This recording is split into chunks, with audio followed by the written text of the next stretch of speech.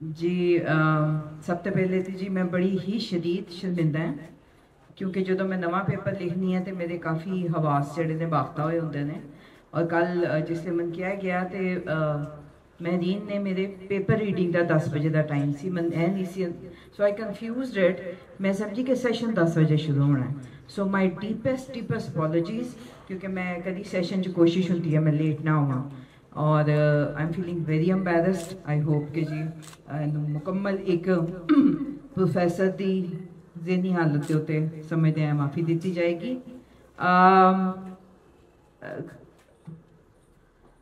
Thank you so much again थाप and wonderful bundles for giving me yet another opportunity.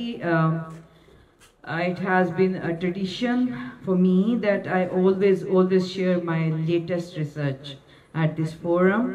और सब तो पहले मैं इत्थे पेपर पढ़नी है तो फिर दुनिया च हर जगह क्योंकि इत्थों जो थपकी मिल जाए तो समझो काम ठीक है और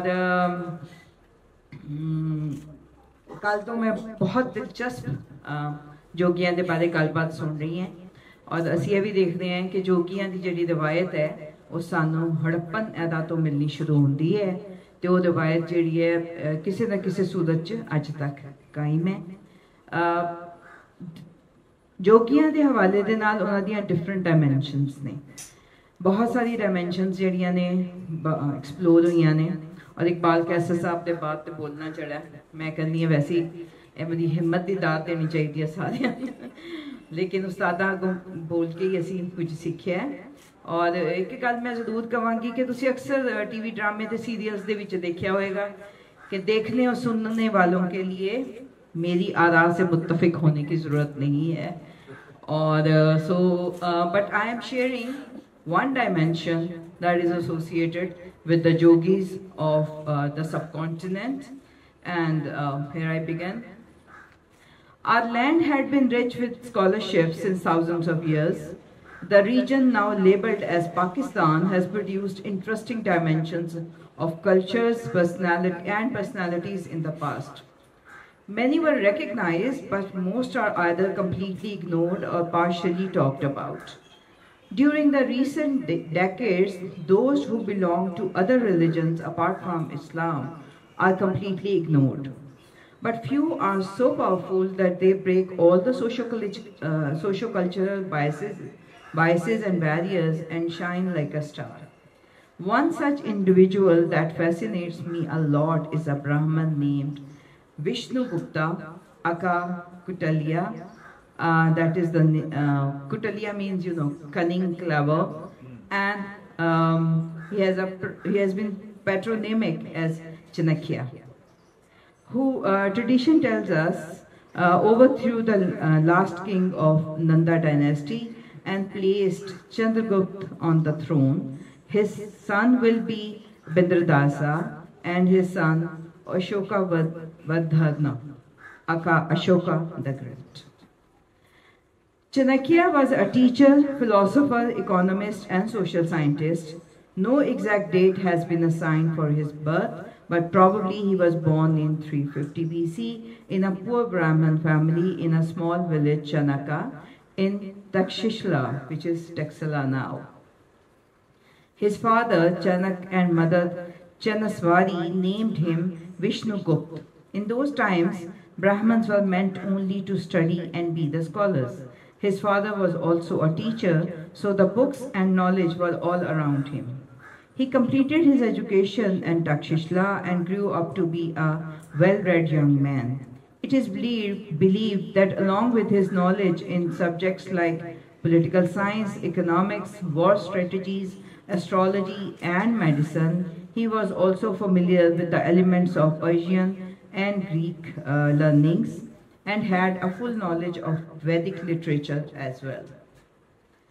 He started teaching at Nalanda and was called Kutalia due to his cleverness.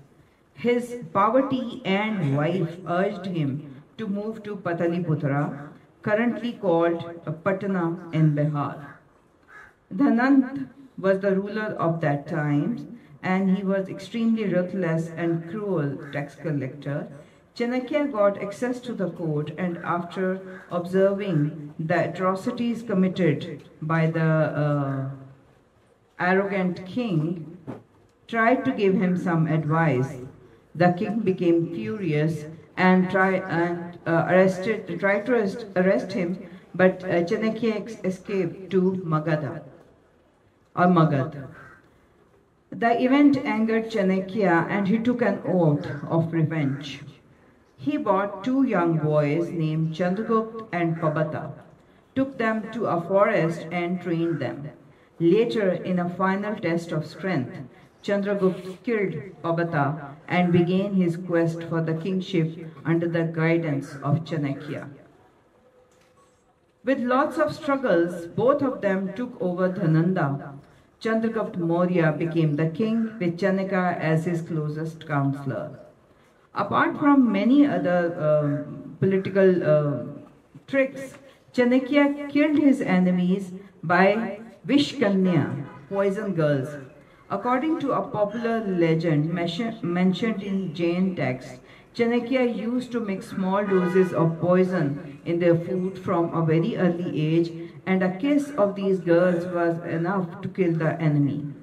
Chandragupta Maurya was also slowly poisoned by Chanakya to develop his immunity, but unfortunately his 9 months pregnant queen ate the same food and died. Maurya's son Bindusara was cut out of her belly. The baby survived, but somewhere between 283 or 273 BC, Bindusara had Chanakya killed to revenge for the death of his mother. Chanakya is famous not only as a kingmaker, but also for being one of the greatest Indian exponents of art of government, the duties of the king and the methods of diplomacy. Apart from many other texts, he wrote the famous book titled Arthashastra, meaning the art of well-being or the science of polity. It was written between 321 and 300 BC.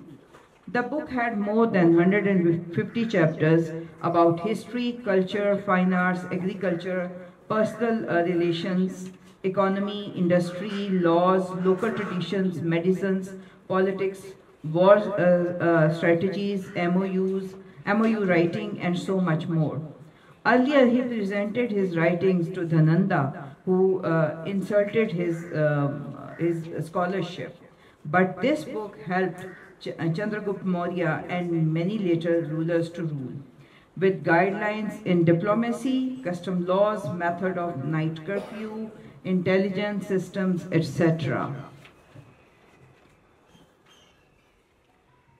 It was basically a training manual for the kings and administrators, taxation system, formation of villages, laws to divide land, collection of revenue, comprehensive directions were given for the writing of legal documents.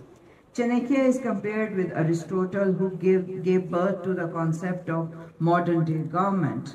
But many centuries before Machiavelli, who wrote The Prince, Arthashastra has detailed instruction as how to appoint superintendents of treasury, handling of gems, mining of gold, managing cows, forest products, weights and mayors, weaving tolls, the toll tax, horses, elephants, chariots, liquor, slaughterhouses, passports, agriculture, and even prostitutes and prostitutions were regularized. These are all the chapters of Chanakya's book, Arthashastra. Chanakya believed in the simple principle, and that is to rule by hook or by crook. Internally, two groups were encouraged to fight among each other so that king could control the masses. Foreign diplomacy was simple, in which neighboring countries were encouraged to be controlled by war, terrorism, epidemics, poisoning, fraud, corruption, create and buy the traitors, and so much more.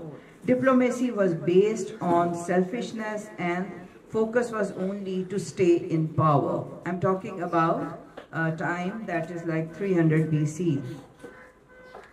In Arthashastra, a whole chapter is reserved to the Institute of Spies, who were a key tool in administration. Rumors were highly favored and spies were encouraged to spread them.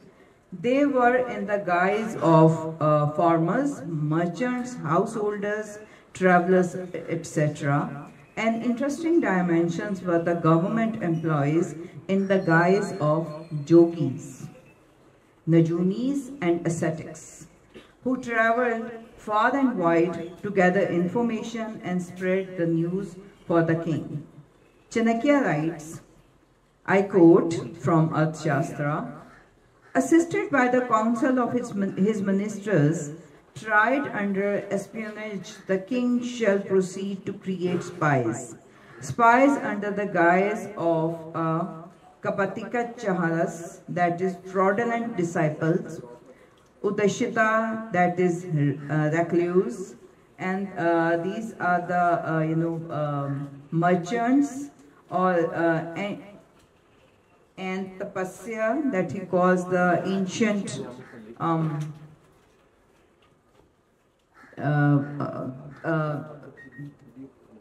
ascetics. Sorry, all right. And he is talking about Satri, a classmate or a colleague, Tikashna, a firebrand, and these were the, and then he had a dimension of poisoners and a medicine woman. So these were all under the guise of these professions, but they were basically spies. A skillful person capable of guessing the minds of others is a fraudulent disciple.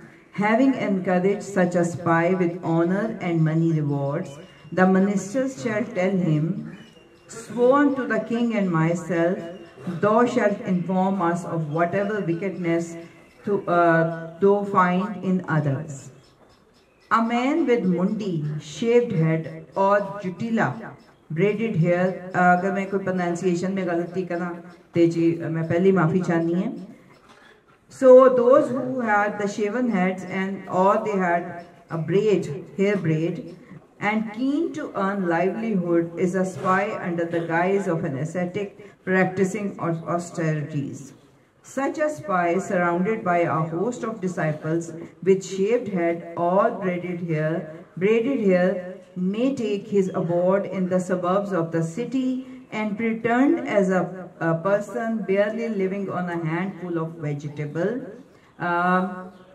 that is a meadow grass, and takes once in the interval of a month or two, but he may take in secret his favorite food stuffs.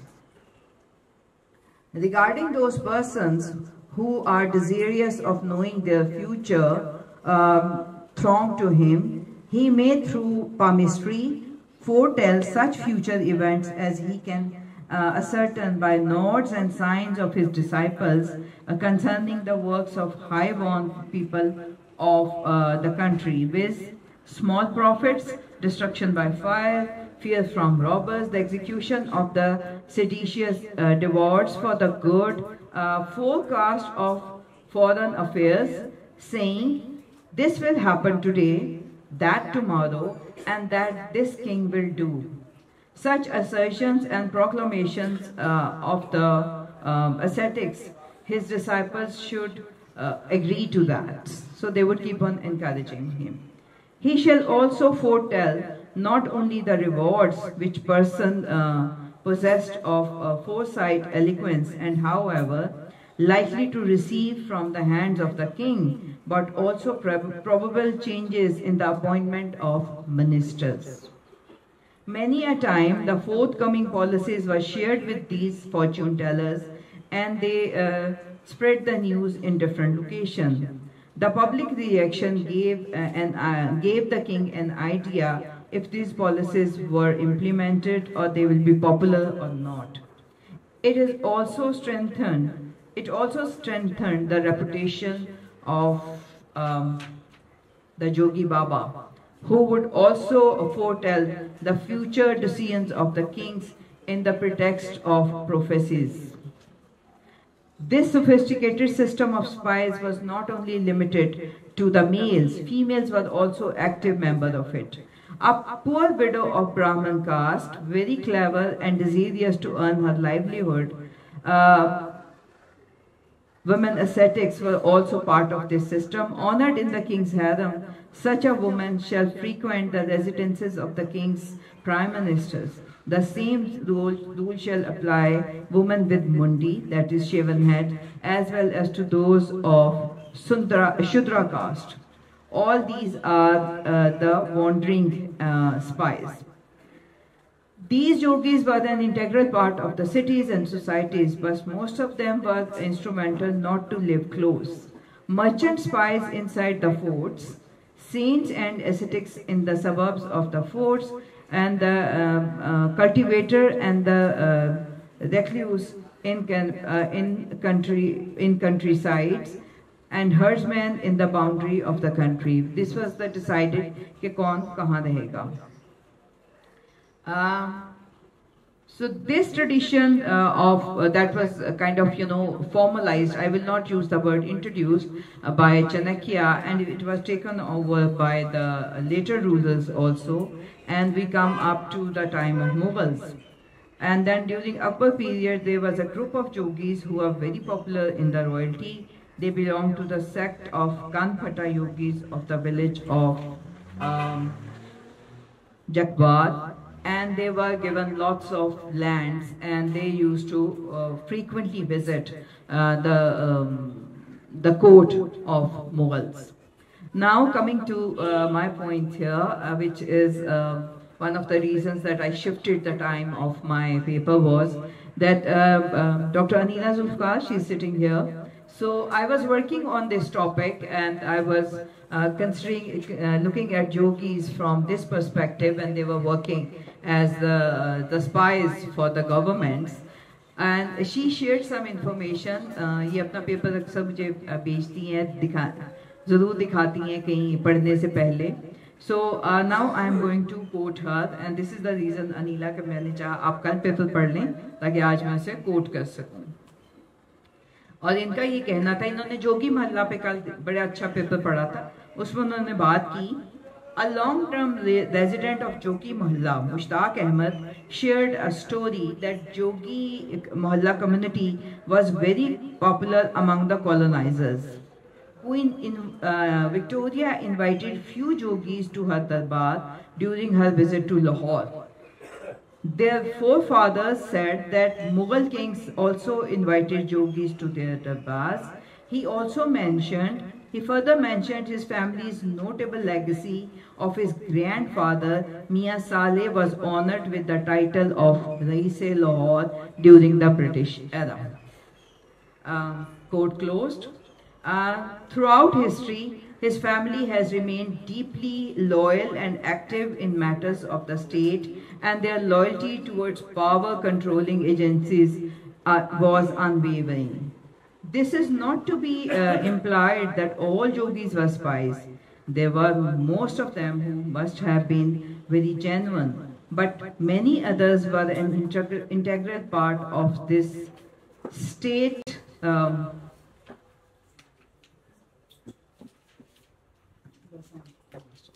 by the state-planned, highly sophisticated spy system. We get evidence of the presence of the residents of Jogi Mohalla in the power corridors as late as Zia period, although in different forms and shapes. This is an evidence of a successful organization formulated by Chanakya almost 2000 years ago, but has not lost its effectiveness even today. Thank you.